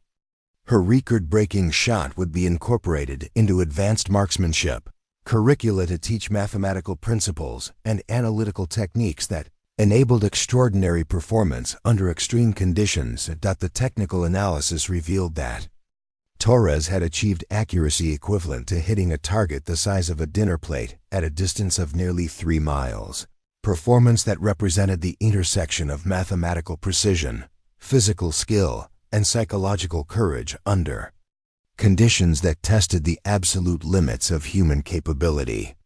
Her success had validated analytical approaches to precision shooting that emphasized calculation over intuition. Expert testimony confirmed that conventional military training programs had failed to recognize Torres's potential because evaluation methods emphasized standard techniques rather than the mathematical analysis that enabled her exceptional performance. Her case would influence training development programs designed to identify and develop similar capabilities in personnel whose analytical abilities exceeded traditional assessment methods. Intelligence analysis indicated that Torres's shot had eliminated a high-value target whose identity had been unknown during the engagement, but whose death had significantly disrupted enemy operations throughout the region. The sniper she had neutralized was later identified as a foreign fighter with extensive military training who had been responsible for numerous American casualties during previous attacks. 6 months later, Torres stood before a formation at the Army Sniper School at Fort Benning, wearing the ribbon of the Distinguished Service Cross and the chevrons of a staff sergeant. Her assignment as chief instructor for advanced long-range marksmanship represented recognition that her analytical approach to precision shooting offered capabilities that traditional training methods had failed to develop in other personnel. Curriculum she developed incorporated mathematical principles and environmental analysis that enabled systematic improvement in extreme-range accuracy, techniques that had been validated through her record-breaking combat performance.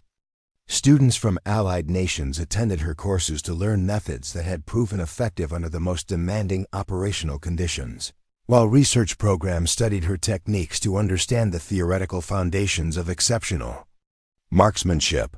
Morrison had requested transfer to a training position where his experience could contribute to soldier development without the leadership responsibilities that his prejudices had compromised.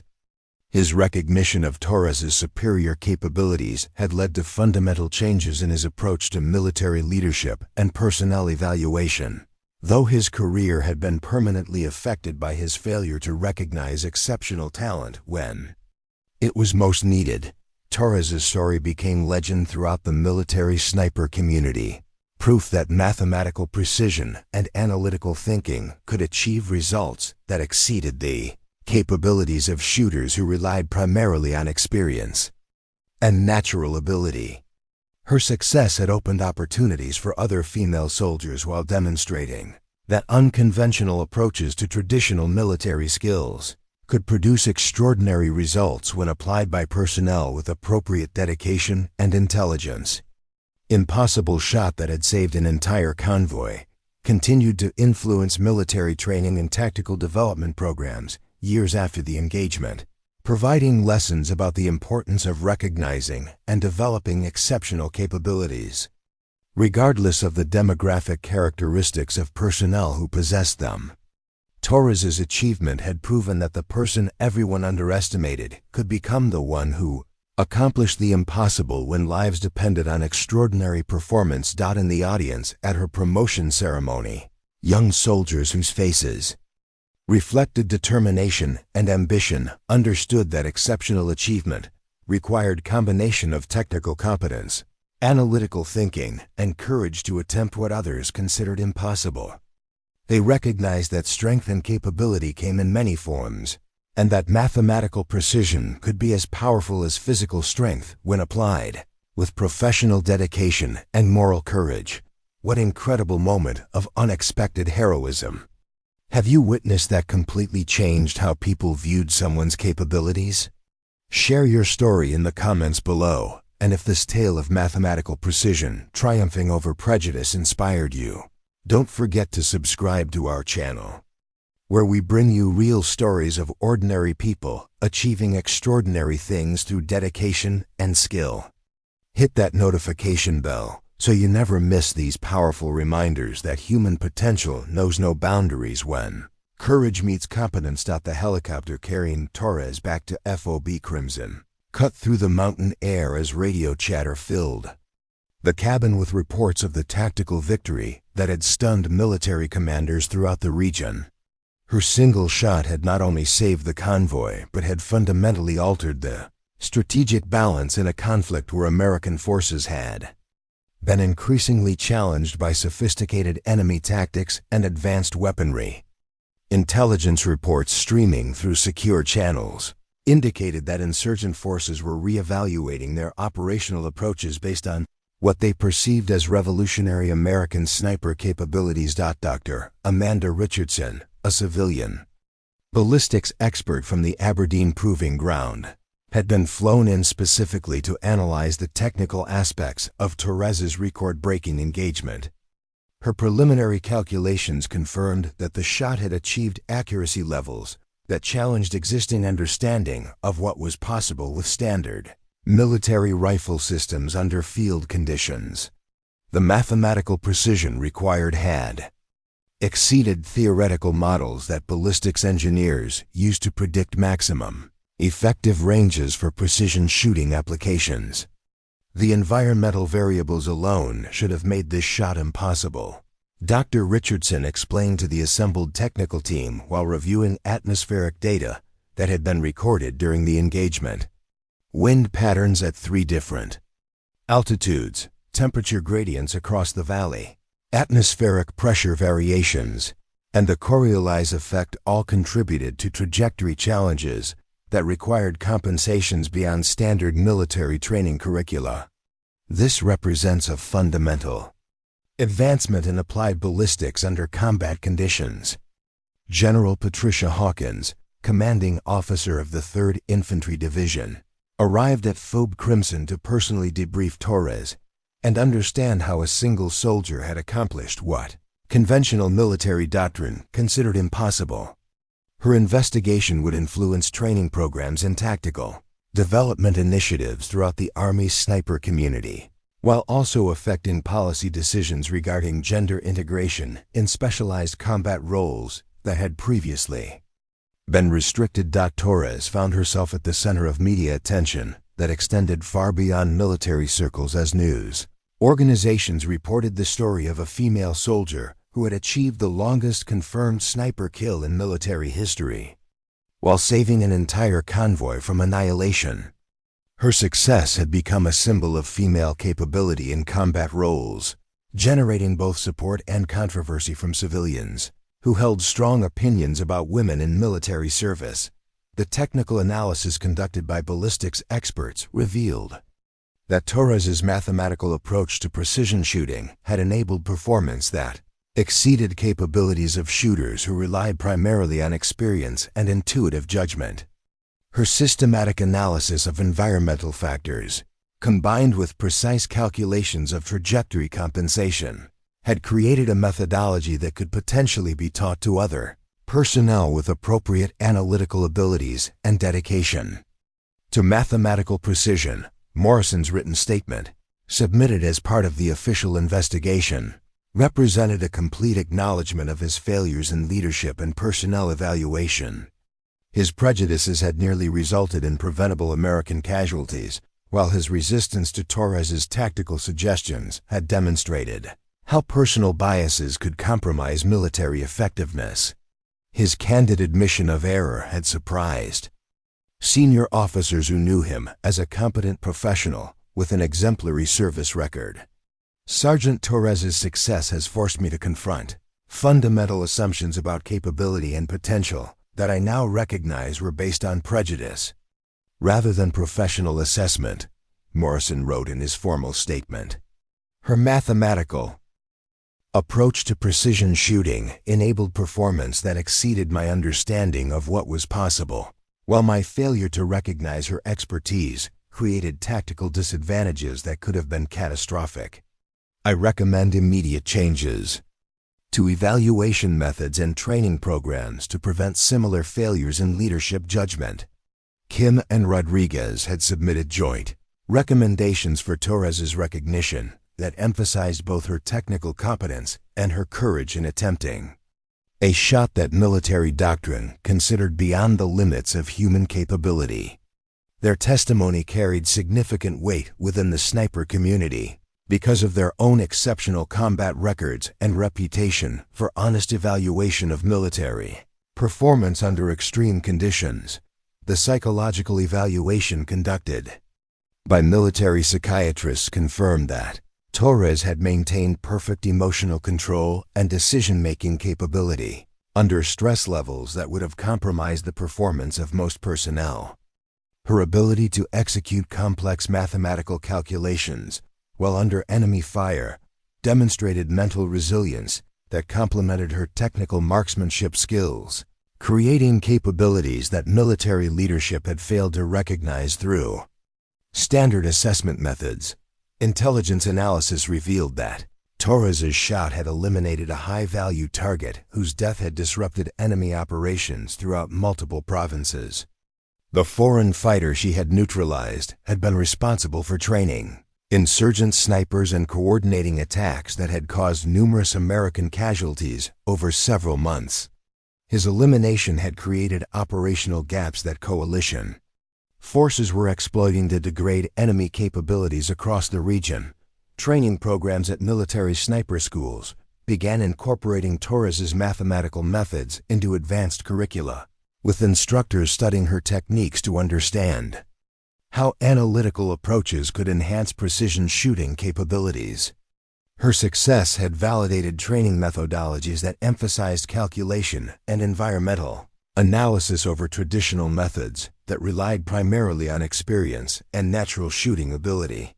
The broader implications of Torres's achievement extended beyond individual recognition to influence military policy regarding gender integration and personnel evaluation methods.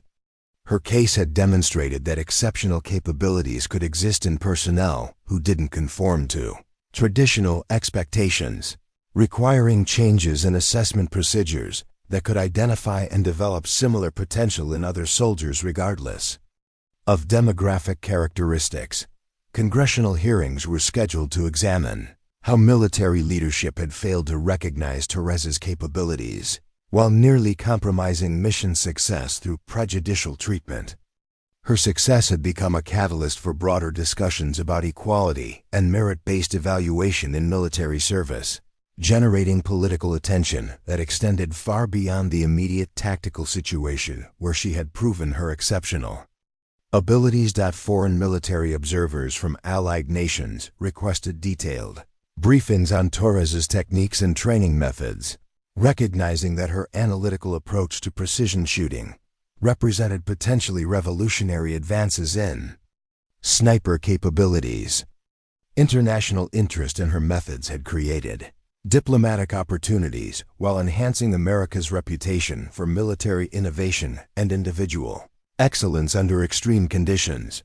Research programs funded by the Department of Defense began studying Torres's mathematical methods to determine whether similar capabilities could be systematically developed in other personnel with appropriate analytical abilities. Her success had suggested that conventional limitations on human marksmanship might be overcome through better understanding of ballistic principles and environmental factors that affected extreme-range precision shooting. Medical researchers studied the physiological aspects of Torres's performance, investigating how she had maintained the physical control necessary for extreme accuracy while under combat stress that would have compromised most personnel. Her ability to execute perfect shooting techniques while calculating complex mathematical compensations represented integration of mental and physical capabilities that challenged existing understanding of human performance under extreme conditions. Convoy personnel who had been saved by Torres's impossible shot organized a formal ceremony to express their gratitude and recognize her heroism. Their testimonials provided emotional context for technical achievements that might otherwise have been understood only in terms of mathematical precision and military effectiveness. The human impact of her success had affected families and communities whose loved ones had survived because of her exceptional performance. Torres's grandfather, the World War II veteran who had taught her to shoot as a child, attended her awards ceremony with pride that reflected his lifelong belief in her potential. His presence reminded everyone that exceptional capabilities often develop through family support and individual dedication that transcended institutional recognition or official training programs. His faith in her abilities had been vindicated through achievement that exceeded even his optimistic expectations. The transformation in how military leadership viewed Torres's capabilities was reflected in assignment opportunities that had previously been unavailable to female personnel. Her proven competence under extreme conditions had opened doors throughout the special operations community, while her analytical approach to precision shooting had created demand for her expertise in training and development programs worldwide.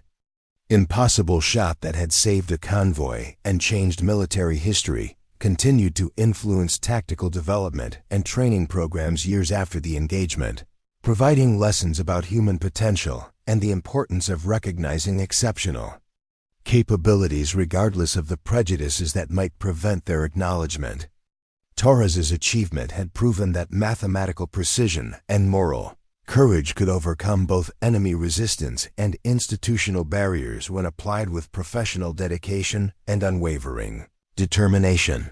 5 years after her record-breaking shot, Torres stood before an international audience at the NATO Advanced Marksmanship Symposium in Germany, where military representatives from 23 nations had gathered to study the mathematical principles that had enabled her impossible achievement. Her presentation combined ballistic theory with practical application, demonstrating how systematic analysis could push human marksmanship beyond previously accepted limitations.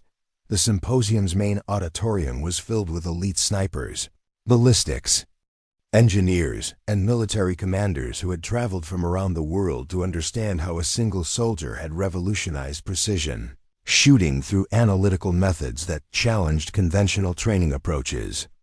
Her techniques had been adopted by special operations units across multiple continents, while her mathematical methodology had become required curriculum at advanced sniper schools throughout the NATO alliance. Dr. Richardson, now serving as director of the International Ballistics Research Institute, introduced Torres by explaining how her combat achievement had sparked scientific breakthroughs in understanding extreme range accuracy. Research programs initiated after her record-breaking shot had led to advances in ammunition design, optical systems, and environmental compensation techniques that had improved military capabilities worldwide. Her single bullet had catalyzed developments that affected entire industries. Morrison sat in the audience wearing the insignia of a first sergeant, his career having recovered after he had dedicated himself to eliminating prejudicial attitudes from military training programs. His transformation from skeptic to advocate had influenced countless officers to examine their own assumptions about personnel capabilities, creating cultural changes that had improved military effectiveness while expanding opportunities for underrepresented groups. The presentation screen displayed ballistic calculations that had enabled Torres's impossible shot, with mathematical formulas that revealed the complexity of compensations required for accuracy at nearly 3 kilometers. Her systematic approach had proven that human marksmanship could exceed theoretical limitations when supported by proper analytical methods and unwavering dedication to technical precision under extreme conditions. Kim and Rodriguez, now serving as senior instructors at the Army Sniper School, had traveled to Germany to support Torres's presentation and share their perspectives on how her achievement had influenced training methodologies. Their testimony provided credibility from elite practitioners who had witnessed her capabilities firsthand, while understanding the technical challenges that made her success so remarkable. The audience included female military personnel from nations that had been inspired by Torres's example to expand opportunities for women in combat roles. Her achievement had become a catalyst for policy changes that had affected military organizations worldwide, proving that exceptional capabilities could exist regardless of gender and that institutional barriers often prevented recognition of superior performance. General Hawkins, now serving as Deputy Chief of Staff for Personnel, had implemented policy changes throughout the Army that eliminated many of the prejudicial practices that had nearly prevented Torres's success from being recognized. Her reforms had created evaluation methods that focused on demonstrated capability rather than demographic characteristics, improving military effectiveness while expanding opportunities for all personnel. The technical demonstrations that followed Torres's presentation showed how her mathematical methods had been incorporated into advanced training simulators that could teach systematic approaches to extreme-range precision shooting. These systems had reduced training time while improving accuracy standards, creating capabilities that had enhanced military effectiveness across multiple nations and operational environments. Foreign military delegations presented reports on how Torres's techniques had been adapted to their specific environmental conditions and equipment systems, demonstrating the universal applicability of analytical approaches to precision marksmanship. Her methodology had transcended cultural and technological differences to improve capabilities worldwide, while her example had inspired countless individuals to pursue excellence despite institutional obstacles. The symposium concluded with Torres receiving the International Distinguished Service Medal, recognizing achievements that had influenced military development beyond national boundaries. Her acceptance speech emphasized that exceptional performance required combination of technical competence, mathematical precision, and moral courage to attempt what others considered impossible when lives depended on extraordinary achievement. Years later, Torres's story continued inspiring military personnel and civilians who faced challenges that seemed insurmountable.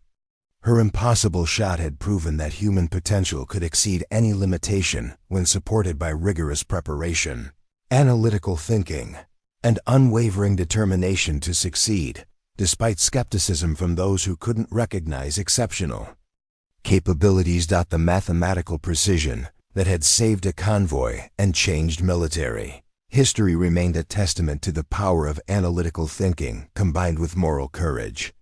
Torres had demonstrated that the person everyone underestimates can become the one who accomplishes the impossible when preparation meets opportunity and courage overcomes prejudice. Have you ever witnessed a moment when someone shocked everyone by proving their doubters completely wrong?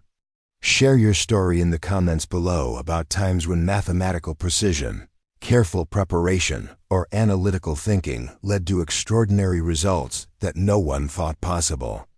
If this incredible tale of determination, triumphing over prejudice, inspired you to never underestimate anyone's potential, make sure to subscribe to our channel where we bring you real stories of ordinary people achieving extraordinary things through skill, courage, and unwavering dedication.